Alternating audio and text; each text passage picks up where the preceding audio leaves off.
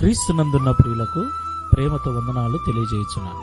ఫిబ్రవరి నెల 22వ తేదీ 2026. ఈరోజు దేవుడు మనకు చేస్తున్న వాగ్దానం ఏమిటనగా, యెషయా గ్రంథము 44వ అధ్యాయము 24వ వచనం. గర్భము నుండి నిన్ను నిర్మించిన నీ విమోచకుడగు యెహోవా ఈలాగు సెలవిచ్చుచున్నాడు. యెహోవానగు నేనే సమస్తమును జరిగించువాడను. నేనొకడనే ఆకాశమును విశాలపరచిన వాడను. నేనే భూమిని పరచిన వాడను. ఆమెన్. నా ప్రియమైన సహోదరి సహోదరులారా, మనం ఆరాధిస్తున్న దేవుడు ఈ సృష్టి అంతటికీ కర్త అని, ఆయనే సమస్తమును కలగజేసిన వాడని మనం ఎరుగుదాం. దేవునికి మహిమ కలుగును గాక.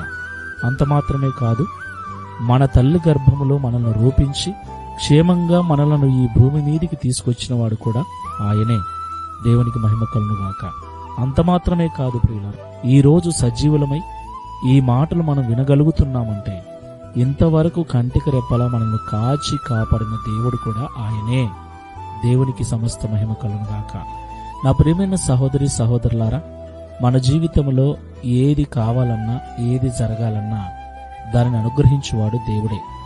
దేవుని చిత్తము లేకుండా మన జీవితంలో ఏది జరగదు. మనకు క్షేమాన్ని, మనకు లాభాన్ని, మనకు మేలును కలిగించేది ఏది జరిగినా అది దేవుని వలన మాత్రమే జరుగుతుంది.